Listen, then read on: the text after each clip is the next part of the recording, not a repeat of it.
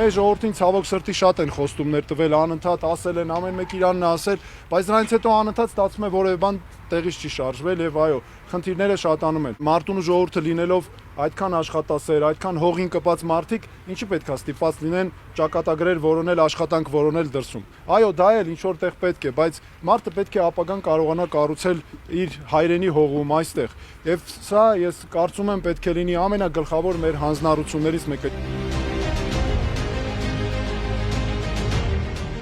Մենք ազնիվ մտադրություններ ունենք, որ մենք ունենանք ձեր վստահությունը եւ մեկ տան մարդու պես մենք գանք ձեզ մոտ, դուք մեզ պարզ մեր ճակատներին ասեք, այս խնդիրը կա, այս բաց թողումը ունեք, այս մեկը լավ եք անում, այս մեկը ստեղ ավելի ուժեղացրեք, այստեղ խնդիր ենք տեսնում։ Մենք երբեք մեր ժողովրդի վրա